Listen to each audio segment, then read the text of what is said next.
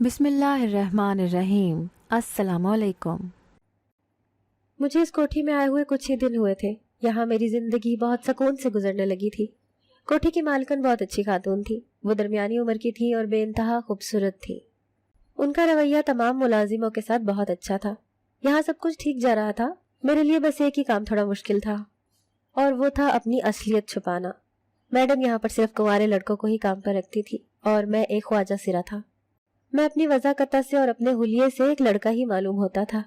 मुझे देख के कोई भी नहीं कह सकता था कि मैं एक ख्वाजा सिरा हूँ। यूं मैं मैडम और कोठी के दूसरे मुलाजिमों को धोखा देने में कामयाब हो गया था।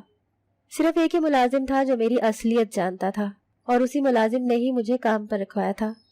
इससे पहले मेरा 2 घरों में काम करने का इत्तेफाक हुआ था, मगर उनके मालिकान मुझ पर गंदी नजर रखते थे। वो मेरी असलियत जानते थे और मेरे साथ बुरा फेल करना चाहते थे। इसीलिए मैं वहां से भाग खड़ा हुआ था। यहाँ पर मेरा काम बहुत आसान था। मैं माली के तौर पर काम कर रहा था। पूरा दिन मेरा पौधों की देखभाल में गुजरता था और रात को मैं मैडम के पाँव की मालिश किया करता था। उनके नरम गुदार सफेद पाँव मुझे बहुत ज्यादा पसंद थे। मैं अक्सर उनकी खूबसूरती में खो जाता था। मैडम की शख्सियत भी बहुत पुरस्कार थी। घर में उनका कोई भी रिश्तेदार या खानदान का कोई भी फर्द नहीं आता था। वो एक गैर शादीशुदा औरत थी और उनके माँ बाप या बहन भाइयों का कुछ अता पता नहीं था। मुलाजिमों के मुकाबले में मैडम मुझ पर बहुत ज्यादा एतबार करने लगी थी। मैं भी ईमानतदार था। धोखेबाजी या किसी का एतबार तोड़ना मैंने सीखा ही नहीं था। ये मेरी खसूसियात थी जो मैडम की नजर में आ चुकी थी। यहाँ मेरा वक्त बहुत अच्छा गुजरने लगा था। सबके साथ मेरी बहुत अच्छी दोस्ती हो गई थी। मैडम भी मुझ पर बहुत ज्यादा मेहरबान होने लगी थी। उनका मुझे अहमियत देना, मेरे साथ नरम बर्ताव मुझे बहुत अच्छा लगता था। मैं ऐसे रवैये के लिए, ऐसे प्यार के लिए सारी जिंदगी तरसा था। मगर कुछ दिनों से मैडम का रवैया मुझे परेशान कर रहा था। मैंने उनसे अपनी असलियत छुपाई थी। वो मुझे लड़का समझ रही थी। उनके दिल में मेरे लिए उभरते हुए प्यार के जज्बात मुझे परेशान कर रहे थे। फिर एक दिन मेरे तमाम वहम सच का रूप धार कर मेरे सामने आ खड़े हुए। मैडम ने मुझे शादी करने के लिए प्रपोज किया था। मैं सचमुच में हवास बाख्ता हो गया था। मैं ये सोचकर डर रहा था कि मैडम को मेरी असलियत पता चल गई तो क्या होगा। वो मुझे इस घर से निकाल देंगी। वो मुझे धोखेबाज समझेंगी, और अगर ऐसा हो गया तो मैं कहाँ जाऊंगा। इसके अलावा तो मेरा कोई भी ठिकाना नहीं था।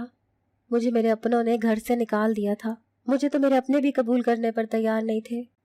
और मैंने इस जालिम दुनिया में जो चंद दिन बाहर गुजारे थे, मुझे इसकी सफाकी का खूब अंदाजा हो चुका था। मैं जान चुका था कि ये दुनिया कितनी बुरी है और इसमें रहने वाले लोग कितने जालिम हैं। मेरे जैसे लोगों का तो इस दुनिया में कोई ठिकाना ही नहीं है। लोग हमें इज्जत और मकाम देने पर तैयार ही नहीं होते, बल्कि वो तो हमें इंसान भी नहीं समझते। और मैडम का घर ये वाहिद ठिकाना था जहाँ पर मैं खुद को महफूज समझ रहा था, जहाँ पर कोई मुझे गलत कार्य के लिए नहीं उठाता था। मगर अब मुझे यहाँ पर आना मुश्किल लग रहा था। अगर मैडम को मेरी असलियत पता चल जाती तो मेरे साथ क्या होता। आज मुझे बहुत रोना आ रहा था। मैं आज अपनी किस्मत पर शाकी था। क्या था अगर मैं भी एक मुकम्मल इंसान होता। अगर मैं एक नामुकम्मल वजूद रखता था तो इसमें मेरा क्या कसूर था। मुझे अपने बचपन से लेकर अब तक का गुजरा तमाम वक्त याद आ रहा था। उस वक्त मैं बहुत छोटा सा था जब मेरी अम्मी की गोद में एक नन्ही सी परी आ गई थी। मेरा बहुत दिल करता था कि मैं उसको उठाऊं, उसके पास जाऊं, मगर अब्बू और दादी मुझ पर बहुत गुस्सा करते थे। फिर जब वो नन्ही परी थोड़ी सी और बड़ी हो गई तो अब्बू और दादी उसके बहुत नाज नखरे उठाते, उसको बहुत प्यार करते। मेरा दिल चाहता था कि वो लोग मेरे साथ भी प्यार किया करें, मगर वो लोग मुझे धुतकार दिया करते थे और मुझसे बहुत नफरत का इजहार करते थे। एक मेरी माँ ही थी जो मुझसे प्यार करती थी। फिर मेरे 2 जुड़वा नन्हे भाई इस दुनिया में आ गए। दादी तो उनके आगे पीछे ही फिरती रहती थी। मेरा मासूम जहन इस बात को समझने से कासिर था कि मैं क्यों इस मोहब्बत और तवज्जो से महरूम था। रफ्ता रफ्ता मुझे तमाम रवैये और उनकी वजूहात भी समझ में आने लगी थी। लोगों की तमस्खुराना नजरें और उनके अल्फाज मेरा दिल चीर दिया करते थे, मगर मुझे ये समझ नहीं आती थी कि इस सब में मेरा क्या कसूर था। मेरा सगा बाप भी मेरी तज़ीक कर दिया करता था। मेरा बहुत दिल करता था कि मैं लड़कियों वाले कपड़े पहनूं, मेकअप करूं, और एक दिन मैंने अम्मी की लिपस्टिक निकाल कर अपने चेहरे पर मेकअप करने की कोशिश की थी। तब हमारे घर में बहुत ज्यादा हंगामा खड़ा हुआ था। मेरी दादी का ये कहना था कि मुझे घर से निकाल देना चाहिए। मैं उनकी इज्जत पर एक धब्बा हूँ। तब मेरी अम्मी ने मुझे अपने सीने में छुपा लिया था और मुझसे ये वादा किया था कि मैं आज के बाद ऐसा काम नहीं करूंगा। मैं उनके आंसुओं से परेशान हो गया था। उन्हें रोता हुआ नहीं देख सकता था, इसलिए मैंने ये वादा कर लिया था امی مجھے لڑکوں والے کپڑے ہی پہناتی تھی، مگر جب میں باہر گلی میں کھیلنے کے لیے جاتا تو لڑکے مجھے چھیڑنے لگتے تھے۔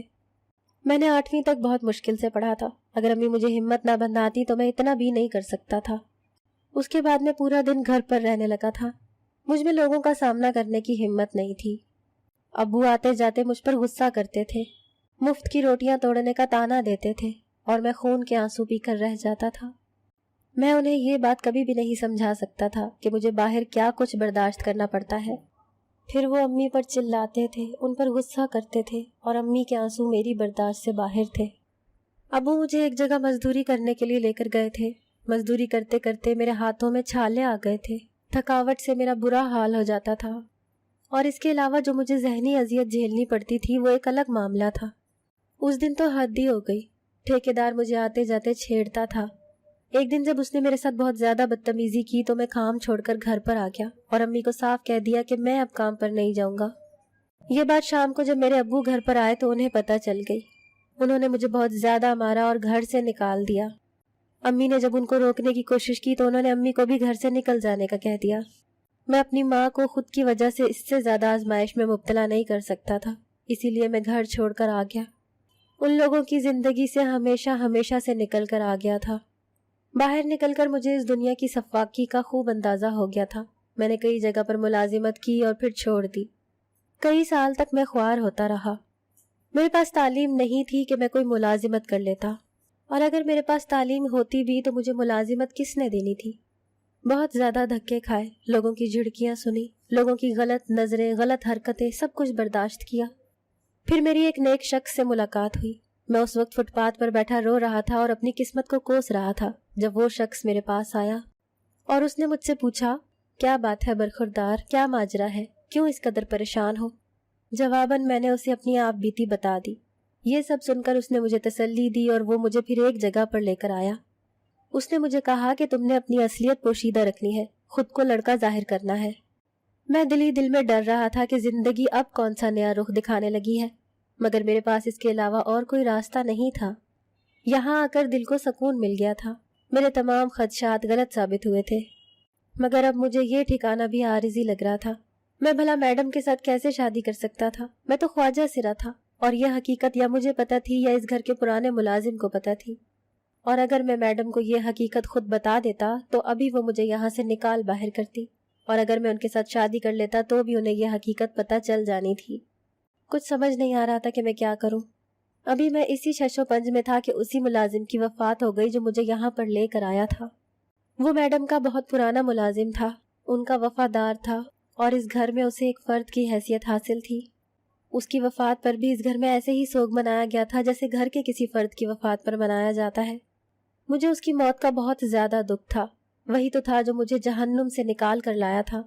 کافی دن تک میڈم نے مجھ سے یہ بات نہیں کی، وہ اس ملازم کی موت کی وجہ سے خود بھی افسردہ تھی۔ جب 2-3 مہینے کا عرصہ گزر گیا تو میڈم نے مجھے اپنے کمرے میں بلایا اور میرے سامنے دوبارہ سے اپنے نکاح کی بات رکھی۔ میں نے کہا، میڈم آپ کو رشتے کی کوئی کمی نہیں ہے، آپ کو ایک سے بڑھ کر ایک انسان مل جائے گا، پھر مجھ میں ایسا کیا ہے جو آپ ساری زندگی میرے ساتھ بتانے کو تیار ہو گئی ہیں؟ یہ بات سن کر وہ افسردہ انداز میں مسکرائی تھی۔ تم میں بہت سی خوبیاں ہیں جمیل، سب سے بڑی خوبی تم میں امانت داری ہے، تم میں دوسروں کا احساس ہے، رحم دلی ہے، اور یہ خوبیاں ایسی ہیں جو کسی بھی انسان کو ممتاز کر دیتی ہیں۔ روپے پیسے سے انسان کی صرف حیثیت بدلتی ہے، مجھے کسی کی حیثیت سے کوئی مطلب نہیں ہے، میرے پاس خدا کا دیا بہت کچھ ہے، بس جو مجھے چاہیے وہ سب کچھ تم میں موجود ہے، اس کے علاوہ مجھے اور کسی چیز سے کوئی غرض نہیں ہے۔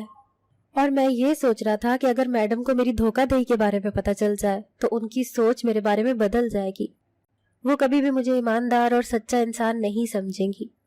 مگر مجبوری یہ تھی کہ میں سچ بتانے کی ہمت نہیں رکھتا تھا، میں ایک بزدل انسان تھا اور اس ٹھکانے کو بھی کھونے سے ڈرتا تھا، اس لیے میں نے خاموشی اختیار کر لی۔ کچھ دن کے بعد میڈم نے میرے سامنے ایک فائل رکھی، مجھے کہا کہ میں نے تمام جائیداد سب کچھ تمہارے نام کر دیا ہے۔ میں حیرت سے گنگ رہ گیا، بھلا ایسے بھی ہوتا ہے کیا؟ کیا عمر بھر کی جمع پونجی کوئی کسی کے ہاتھ ایسے بھی لٹا سکتا ہے؟ ایسا ظرف، ایسا حوصلہ، کیا تھی یہ عورت؟ کم از کم میری سمجھ سے تو باہر تھی۔ میرے پاس کوئی راستہ نہیں بچا تھا اور پھر میں نے نکاح کے لیے حامی بھر لی تھی۔ میرے اس فیصلے سے میڈم خوش ہو گئی تھی اور انہوں نے 2-3 دن کے بعد ہی نکاح کا انتظام کر لیا تھا۔ میں آنے والے وقت کے احساس سے ڈر رہا تھا. مستقبل کا خوف، اندیکھے اندیشے مجھے ڈرا رہے تھے. یہ نکاح سے ایک دن پہلے کی بات ہے. میں میڈم کے کمرے میں جا رہا تھا جب دروازے پر پہنچ کر رک گیا. اندر وہ کسی سے فون پر باتیں کر رہی تھی. بیگ صاحب، زندگی کا کیا بھروسہ، آج نہیں تو کل ہم سب نے ہی یہاں سے چلے جانا ہے. میں اپنی زندگی میں ہی سب کچھ اس کے حقداروں تک پہنچانا چاہتی ہوں. جو بھی کاغذی کاروائی رہ گئی ہے آپ جلد از جلد مکمل کر لیں. میرے پاس چند دن ہے مزید یہاں. میں ان دنوں کو کارآمد بنانا چاہتی ہوں. میں نوک کر کے کمرے میں چلا گیا. مجھے دیکھ کر وہ تھوڑی سی پریشان ہو گئی، جیسے ان کی چوری پکڑی گئی ہو. آپ کہاں جا رہی ہیں؟ ارے میں کہیں بھی نہیں جا رہی، بس جس نئے بندھن میں بندھنے جا رہی ہوں اس کے حوالے سے بات کر رہی تھی. مجھے لگ رہا تھا میڈم مجھے صاف ٹال رہی ہیں. وہ کہیں جا رہی ہیں مگر مجھے اس بارے میں کچھ بتا نہیں رہی. میں نے انہیں خود فون پر کہتے ہوئے سنا تھا. پھر کیا وجہ تھی؟ وہ مجھ سے کیوں چھپا رہی تھی؟ میں جتنا سوچ رہا تھا اتنا الجھتا جا رہا تھا. پھر اگلے دن دو ملازموں کے درمیان ہونے والی گفتگو نے میری سوچ کو ایک نیا راستہ دے دیا تھا. یار یہ میڈم کے پاس اتنا پیسہ آیا کہاں سے؟ نہ تو ان کی خاندانی زمین جائیداد ہے، نہ ان کا کوئی خاندان ہے. اتنے سالوں سے ہم نے کسی کو بھی یہاں پر آتے جاتے نہیں دیکھا. کہیں ایسا تو نہیں کہ یہ کسی غلط کام میں ملوث ہو اور یہ تمام دولت، روپیہ، پیسہ غلط طریقے سے حاصل کیا گیا ہو. ایک اکیلی عورت جس کا آگے پیچھے کوئی بھی نہ ہو، اس کے پاس اتنی دولت کہاں سے آ سکتی ہے؟ اس نہج پر تو میں نے سوچا بھی نہیں تھا. ان دونوں ملازموں کو یہاں پر نوکری کرتے ہوئے کافی عرصہ گزر چکا تھا اور مجھے یہاں پر آئے ہوئے چند مہینے ہی ہوئے تھے. میڈم نے اپنے اور میرے نکاح کی بات ابھی تک سب سے پوشیدہ رکھی ہوئی تھی. وہ آخری وقت میں سب کو بتانا چاہتی تھی. ان دونوں ملازموں سے میری بہت اچھی دوستی تھی. ان کی باتوں نے مجھے پریشان کر دیا تھا. میں سوچ رہا تھا کہ کہیں ایسا تو نہیں کہ انہوں نے یہ سب کچھ میرے نام کر کے مجھے پھنسا دیا ہو اور خود وہ یہاں سے نکل جانا چاہتی ہو. یہ سوچ آتے ہی میں بے حد پریشان ہو گیا تھا. مگر اب کیا ہو سکتا تھا؟ میں یہاں سے بھاگ بھی نہیں سکتا تھا. اگر بھاگ جاتا تو میں آسانی سے پکڑا جا سکتا تھا. میڈم کے لیے مجھے تلاش کرنا کوئی مشکل کام نہیں تھا اور حالات کا تقاضا یہی تھا کہ خود کو حالات کے دھارے پر چھوڑ دیا جائے. میں بھی آنے والے وقت کا انتظار کرنے لگا. جو ہوگا دیکھا جائے گا. اس گھر میں، اس دنیا میں جو میرا ماں کے علاوہ واحد ہمدرد تھا، جو مجھے اس گھر میں لے کر آیا تھا، وہ بھی اب اس دنیا سے رخصت ہو چکا تھا. ورنہ وہ مجھے کوئی مشورہ دیتا کہ مجھے کیا کرنا چاہیے. میں جتنا سوچتا جا رہا تھا میرا ذہن اتنا ہی الجھتا جا رہا تھا. مگر اب وقت کا تقاضا یہی تھا کہ خود کو حالات کے دھارے پر چھوڑ دیا جائے. جو ہوگا دیکھا جائے گا. پھر ہمارے نکاح کا دن بھی آ گیا. میں کمرے میں بیٹھا ہوا تھا. اوپر سے میڈم آ گئی. ان کے ساتھ 3 چھوٹے چھوٹے بچے تھے. وہ اتنے معصوم اور اتنے پیارے تھے کہ انہیں دیکھ کر بے اختیار ان پر پیار آ جائے. سب سے چھوٹے بچے کو میں نے اپنی گود میں بٹھا لیا اور اس سے پیار کرنے لگا. یہ دیکھ کر میڈم مطمئن انداز میں مسکرا دی تھی. انہوں نے میرے حوالے ایک فائل کی اور کہا کہ اسے سنبھال کر رکھنا. اس میں تمام جائیداد کے پیپرز ہیں جو میں نے تمہارے نام کر دیے ہیں. اور میں تمہیں ایک بات بتانا بھول گئی تھی کہ میں کام کے حوالے سے ملک سے باہر جا رہی ہوں. میں کچھ دنوں تک واپس آ جاؤں گی. یہ گھر اور یہ بچے تمہاری ذمہ داری ہیں. تم نے ان بچوں کا بہت اچھے سے خیال رکھنا ہے. مجھے ابھی اپنے ضروری سامان کی پیکنگ کرنی ہے. پھر وہ بچوں کو لے کر میرے کمرے سے باہر نکل گئی تھی اور میں اپنی جگہ پر وہیں بیٹھا کچھ سوچتا رہ گیا تھا. اگلے دن وہ صبح سویرے گھر سے چلی گئی تھیں اور جانے سے پہلے وہ مجھے تمام ہدایات پھر سے دے گئی تھیں. یہ تمام صورتحال میرے لیے غیر متوقع تھی. میڈم کا مجھ سے شادی کرنا، پھر ان کا تمام جائیداد میرے نام کرنا اور اب خود ہی یہاں سے چلے جانا. یہ سب کچھ مجھے بہت زیادہ پریشان کر رہا تھا اور میں یہ سوچ رہا تھا کہ کہیں میں کسی بساط کا مہرا تو نہیں بن گیا. کافی سارے دن بیت گئے تھے. میڈم نہ خود واپس آئی تھی نہ ہی ان کی کوئی کال آئی تھی. وہ ملازم جو پہلے میرے دوست تھے وہ بھی مجھ سے کھینچے کھینچے سے رہنے لگے تھے. ان کے اور میرے درمیان حیثیت کا فرق آ گیا تھا. میرا ان کے ساتھ رویہ ویسے کا ویسا ہی تھا مگر نہ جانے وہ کیوں بدل گئے تھے. میں نے ان کے ساتھ گھلنے ملنے کی کوشش کی مگر جب ان کی طرف سے مجھے مثبت جواب نہیں ملا تو میں نے بھی اپنی تمام کوششیں ترک کر دی تھیں. پھر اس دن میڈم کی مجھے کال آ گئی تھی.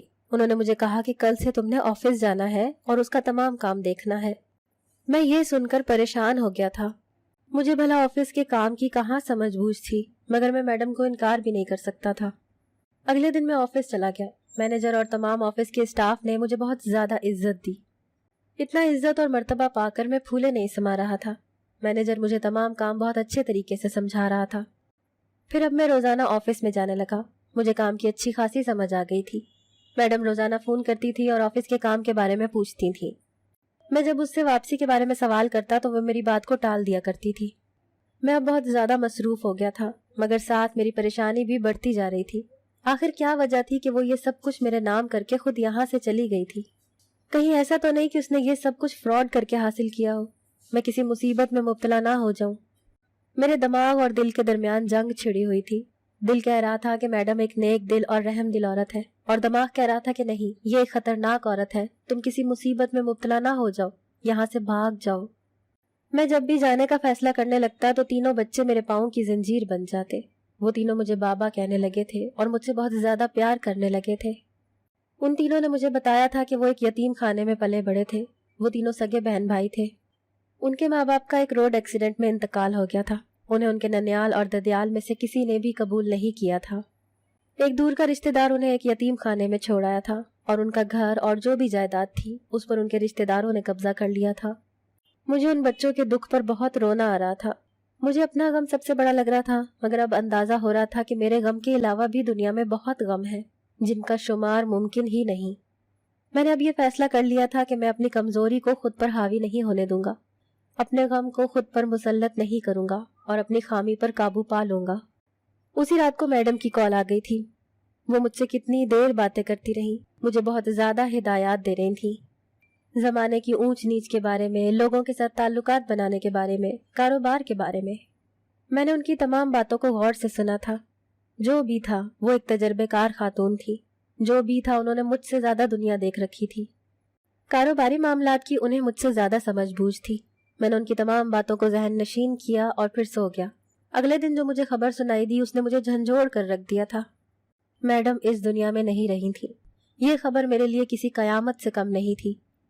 لوگ میرے پاس پرسہ دینے کے لیے آ رہے تھے، مگر مجھے تو جیسے کسی بات کا ہوش ہی نہیں رہا تھا۔ مجھے کچھ سمجھ نہیں آ رہا تھا کہ یہ میرے ساتھ کیا ہو رہا ہے، مجھے آگے کیا کرنا چاہیے۔ تدفین کے بعد میرے پاس میڈم کے وکیل آئے تھے۔ انہوں نے میڈم کا وصیت نامہ اور کچھ ضروری کاغذات میرے حوالے کیے تھے اور مجھے ایک ڈائری دی تھی جو میڈم نے خاص طور پر میرے لیے ان کے پاس رکھوائی تھی، اور کہا تھا کہ ان کے فوت ہونے کے بعد وہ یہ ڈائری میرے حوالے کرتے۔ اپنے کمرے میں آنے کے بعد جب میں نے اس ڈائری کو پڑھا تو میں پھوٹ پھوٹ کر رویا تھا۔ وہ میری سوچ سے بڑھ کر اچھی خاتون تھی۔ اپنی سوچ پر مجھے غصہ آنے لگا۔ میں نے ان کے بارے میں کتنی غلط باتیں سوچی تھی۔ ان کی ڈائری پڑھنے کے بعد مجھے اندازہ ہوا کہ وہ کون تھیں اور کیا تھیں۔ اس ڈائری میں انہوں نے مجھے میرے پیارے جمیل کہہ کر مخاطب کیا تھا۔ میں کتنی بار یہ پڑھ چکا تھا اور ہر بار پڑھنے کے بعد میرا دل دکھ سے بھر جاتا تھا۔ انہوں نے لکھا تھا، میں اس وقت اسکول میں پڑھتی تھی جب وہ شخص میری زندگی میں آیا تھا۔ میں بے تحاشا خوبصورت تھی اور وہ میری خوبصورتی سے متاثر ہو کر میری جانب لپکا تھا۔ وہ مجھ سے محبت نہیں کرتا تھا بلکہ مجھے اپنے مقصد کے لیے استعمال کرنا چاہتا تھا۔ میں اس کی محبت میں بالکل اندھی ہو چکی تھی۔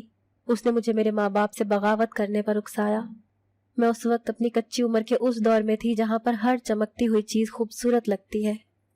جب کسی کے 4 خوبصورت لفظوں سے ہی انسان متاثر ہو جاتا ہے۔ گھر والوں سے بغاوت کرنے کے بعد جب میں اس کے پاس آئی تب اس نے مجھے اپنانے کے بجائے مجھے آگے کسی کے ہاتھوں بیچ دیا۔ میں نہ جانے کتنے وقت تک کتنے ہاتھوں میں بکتی رہی۔ پھر ایک بوڑھے عیاش مرد نے مجھ سے نکاح کر لیا۔ وہ میری محبت میں اس قدر پاگل ہو چکا تھا، اس نے اپنی تمام دولت جائیداد میرے نام کر دی تھی، اور کثرت شراب نوشی کی وجہ سے وہ جلد ہی اس دنیا سے رخصت ہو گیا، اور یوں تمام دولت جائیداد میرے پاس آ گئی اور میں اس سب کی مالک بن گئی۔ میں اپنے ماں باپ کے پاس گئی مگر انہوں نے مجھے پہچاننے سے ہی انکار کر دیا۔ میں ان کی عزت پر ایک دھبا ہوں، وہ بھلا مجھے کیوں اپناتے؟ اور رہی بات تمہاری، تو میں شروع دن سے ہی تمہاری اصلیت جانتی تھی۔ یہاں پر جتنے بھی نوجوان لڑکے کام کر رہے ہیں وہ تمہاری جنس کے ہیں۔ وہ لوگ جنہیں زمانے نے ٹھوکروں کی زد پر رکھا ہوا تھا، انہیں میں نے سہارا دیا، انہیں پناہ دی تاکہ میرے گناہوں کا کچھ تو کفارہ ادا ہو سکے۔ اس ملازم کو میں نے اسی کام کے لیے رکھا ہوا تھا، وہی ان تمام لوگوں کو یہاں پر لے کر آیا تھا۔ میری اصلیت صرف تمہیں پتہ ہے کہ میں ایک طوائف ہوں، اور تمہارے ساتھ نکاح کرنے کی وجہ یہی تھی کہ میں چاہتی ہوں کہ تم معاشرے میں عزت دار انسان کی حیثیت سے رہ سکو۔ یہ دولت بھی تمہارے نام کرنے کا یہی مقصد تھا کہ تم ایک نیک انسان ہو، تم اسے اچھے کاموں میں ہی استعمال کرو گے۔ یہ کچھ دن پہلے ہی پتہ چلا تھا کہ مجھے کینسر ہے، اور یہ بالکل آخری اسٹیج پر ہے۔ ڈاکٹر نے مجھ سے کہا تھا کہ آپ باہر سے علاج کروائیں، ہو سکتا ہے آپ کو نئی زندگی مل جائے، مگر میں بہت تکلیف میں ہوں اور پل پل مر رہی ہوں۔ تم سے یہی درخواست ہے کہ دولت کو دوسروں کی مدد کرنے میں استعمال کرنا۔ اور ان بچوں کی بہت اچھی تربیت کا خیال رکھنا، اور اگر میری کوئی بات بری لگی ہو تو مجھے معاف کر دینا۔ میں نے اپنے وقت کو اور دولت کو تعمیری کاموں میں استعمال کرنا شروع کر دیا تھا، دوسروں کی مدد کرنے لگا تھا۔ میں نے اپنی خامی اور کمیوں پر قابو پا لیا تھا، اور میں اکثر اپنی امی سے ملنے کے لیے بھی جاتا تھا۔ وہ مجھے ایک کامیاب انسان کے روپ میں دیکھ کے بہت خوش ہوئی تھی۔ میں اب بھی کامیاب بزنس مین کے طور پر جانا جاتا ہوں۔ میں نے ان 3 بچوں کے علاوہ اور بھی بہت سے بچوں کو گود لیا ہے، جن کی بہترین تعلیم و تربیت میرا مقصد ہے۔ اگر آپ کو آج کی ہماری کہانی پسند آئی ہے تو اسے لائک کیجیے اور اپنے پیاروں کے ساتھ شیئر کیجیے، اور ہاں، اگر ابھی تک آپ نے ہمارا چینل سبسکرائب نہیں کیا تو ضرور کیجیے۔ ملتے ہیں کل ایک نئی اور دلچسپ کہانی کے ساتھ، تب تک کے لیے اللہ حافظ۔